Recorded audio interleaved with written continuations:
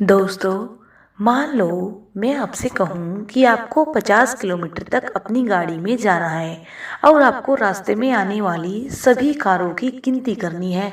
आपने जाते वक्त कितनी गाड़ियाँ देखी, आपको क्या लगता है आपको सबसे अच्छे से कौन सी गाड़ी याद रहेगी?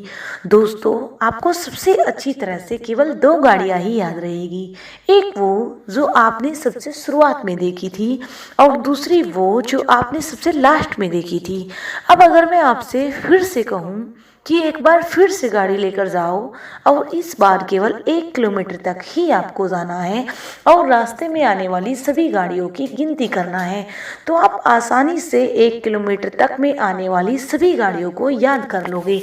ऐसा इसलिए हुआ क्योंकि 1 किलोमीटर में आप कम समय में बिना बोर हुए, लेकिन पहले जब आप 50 किलोमीटर तक गए तब आप बोर हो गए थे और गाड़ियों को गिनते गिनते आप थक चुके थे। ठीक इसी तरह बात पढ़ाई पे लागू होती है। अगर आप दिन में 3 घंटे पढ़ने का गोल बनाए हो और एक बार में ही 3 घंटे पढ़ोगे तो बोर हो जाओगे, बल्कि गैप कर करके पढ़ो, यानी हर 1 घंटे के बाद ब्रेक लेकर पढ़ो, तभी आप क्वालिटी वाली पढ़ाई कर पाओगे। और मेरी गारंटी है कि इस तरीके से पढ़ा हुआ लंबे समय तक याद रहेगा। दोस्तों, इसी तरह वैज्ञानिक भी इस बात को मानते हैं कि आपको किसी भी काम में सबसे शुरुआत का और सबसे आखिरी के टाइम का किया हुआ काम अच्छे से याद रहता है। उसी तरह पढ़ाई करते वक्त भी आप यही गलती करते हो।